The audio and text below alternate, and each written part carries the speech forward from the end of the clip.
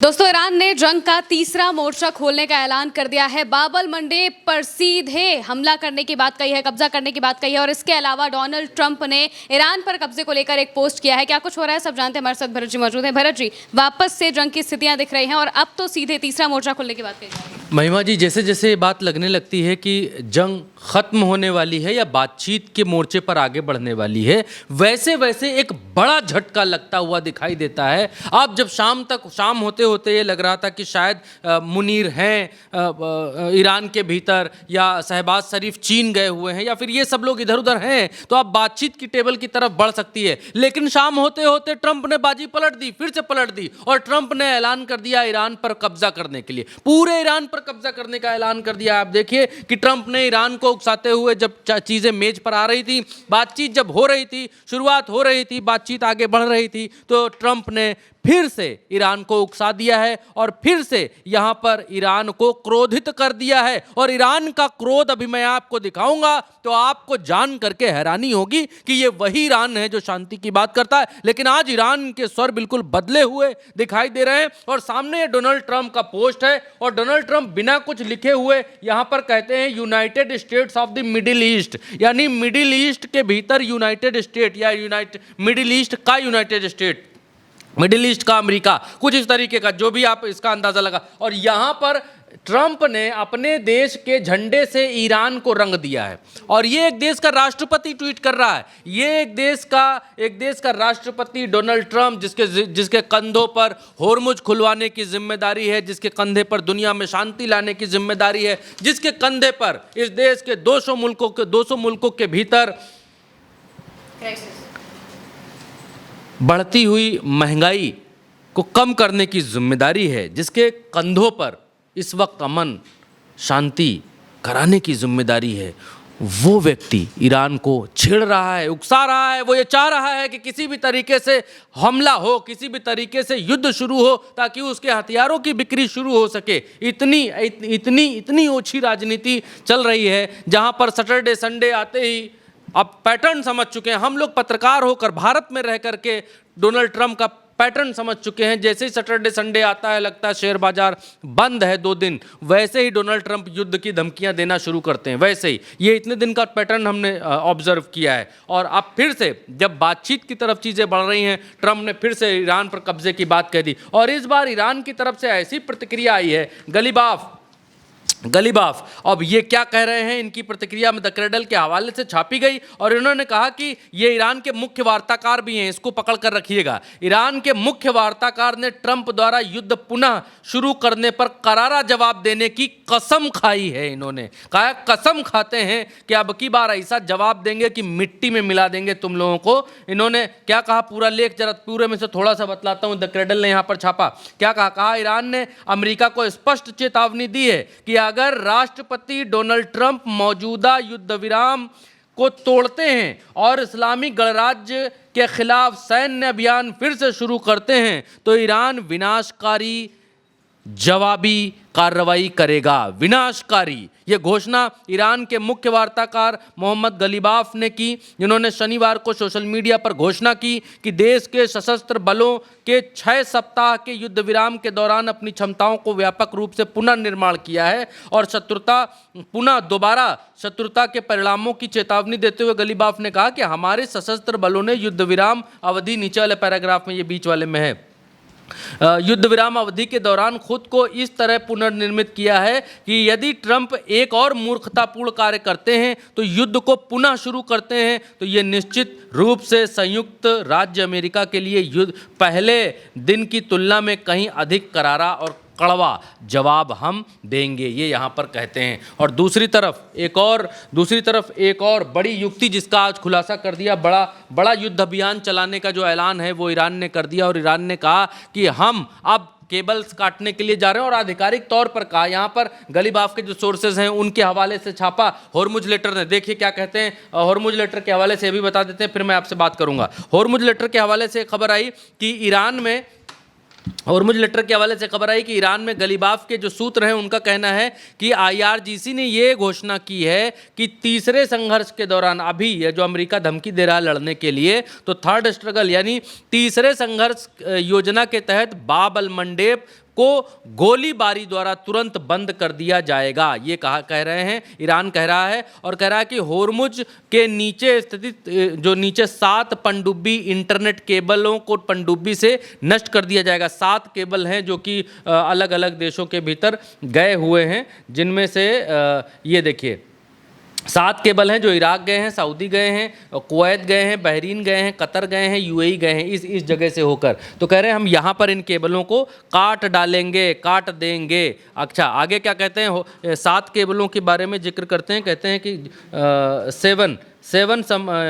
ये कहते हैं by fire and disable the 7 submarine internet cable under the state of Hormuz in the immediate response. यानी कह रहे हैं गोलाबारी द्वारा बंद कर दिया जाएगा। हॉर्मुज जलडमरू मध्य के नीचे स्थित 7 पनडुब्बी इंटरनेट केबलों को निष्क्रिय कर दिया जाएगा।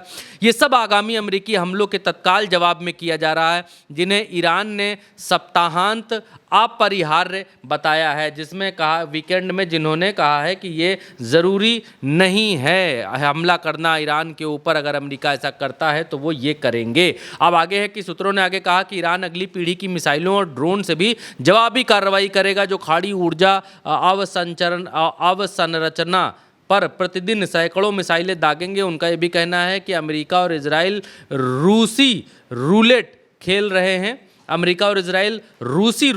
रहे हैं, जिसका परिणाम वैश्विक अर्थव्यवस्था का पतन है, अभूतपूर्व गैस की कीमतों में बढ़ोतरी है और होगी आगे। आगे कह रहे हैं कि इस बार हम जो है ड्रोन से अटैक करेंगे और जो नई नेक्स्ट जनरेशन की मिसाइल्स हैं उनके ज़रिए हम अटैक करेंगे। तो एक के बाद एक ईरान यहाँ पर मजबूती के साथ, और अब इस तरीके की धमकियाँ अभी तक ईरान की तरफ से देखने को कम मिलती थी IRGC के हवाले से मिलती थी। तो IRGC का तो काम है, किसी भी देश में सेना का तो काम ही है कि कोई धमकी दे रहा है तो उसके प्रत्युत्तर में धमकी देना और ये कहना, वो कहे कि हम हमला करेंगे तो दूसरी तरफ से कहे हम तुमको मिटा देंगे, तो इस तरीके। लेकिन अब जो ईरानियन लीडर्स हैं, गलीबाफ का ये कहना बहुत आश्चर्य करवाता है, क्योंकि गलीबाफ वो व्यक्ति हैं जो इस शांति वार्ता में मुख्य शांति करने वाले पैनलिस्ट हैं, मुख्य व्यक्ति हैं। वो इस बात को कह रहे हैं कि हम तैयार हैं, हम कहाँ क्या करेंगे,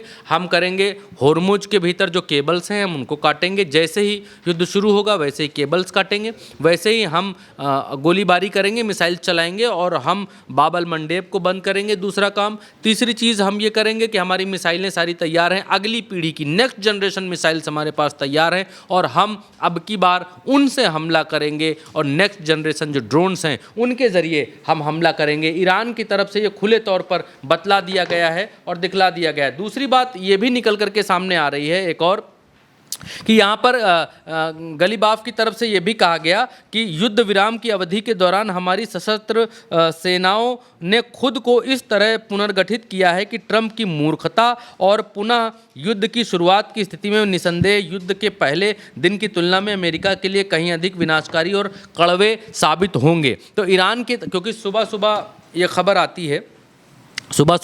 आती है कि ईरान के ट्रंप के लड़के की शादी थी, ट्रंप ने अपने लड़के की शादी में जाने से मना कर दिया, बोले हम अपने लड़के की शादी में नहीं जाएंगे, और व्हाइट हाउस लौट आते हैं अपनी कारों के काफिलों से, और वो वीकेंड में उनका गोल्फ वोल्फ खेलने का जो प्रोग्राम रहता है वो भी रद्द कर दिया, बोले नहीं हमारा व्हाइट हाउस में बहुत तगड़ा काम है। लोगों ने अंदाज़ा लगाया कि क्या अमेरिका हमला करने की योजना बना रहा है और ईरान के ऊपर का एयर स्पेस बंद कर दिया गया। दूसरी तरफ ये दिखलाई दिया कि ईरान भी उतनी ही मजबूती के साथ कार्रवाई में जुटा हुआ है। ये जो बीच के कुछ दिन चल रहे हैं जिसमें अभी ना कहीं ब्लास्ट दिख रहा है, अभी ना कहीं पर बमबारी दिख रही है, ये आने वाले तूफान से पहले की शांति को दिखाता है और ये इस समय बतला रहा है कि कुछ बहुत बड़ा पक रहा है आज की तारीख में मिडिल ईस्ट और अमेरिका के दरमियान, इसके बीच में, क्योंकि बातें तो नहीं बन रही हैं, बातें अटकी हुई हैं यूरेनियम के ऊपर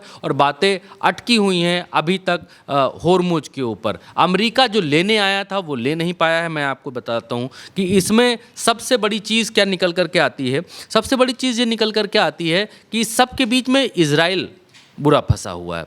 वो फंसा इस नाते हुआ है कि इजराइल चाहता है कि एनी हाउ ईरान के ऊपर हमला हो। अमेरिका निकलना चाहता है। अमेरिका चाहता है कि उसकी यहाँ से सम्मानजनक विदाई हो और वो ये कहकर निकले कि हमने ईरान को सबक सिखा दिया, बहुत मारा और इनको ख़त्म किया। पहली बात। दूसरी बात, तीसरी बात ये है कि यहाँ पर ईरान अपना आत्मसम्मान चाहता है। ईरान चाहता है कि उसके जो यहाँ चीज़ें ध्वस्त की गई हैं, बहुत बार आप लोगों को बता चुके हैं, अब तक तो रट गया है कि क्या क्या चीज़ें आपने नुकसान किया वो करिए, हमारा पैसा सीज़ किया वो हमको वापस करिए, बाकी चीज़ें जो कही जा रही हैं वो हमको वापस दीजिए। ईरान पीछे हटने को मजबूर नहीं है, पीछे हटने को तैयार नहीं है। अब अमेरिका को अगर यहाँ से सम्मानपूर्वक विदाई चाहिए तो उसके सामने एक ही विकल्प है और वो विकल्प है ईरान के ऊपर हमला, अगर बातचीत बनती नहीं है। और ईरान अब पूरी तरीके से तैयार होकर के बैठा है।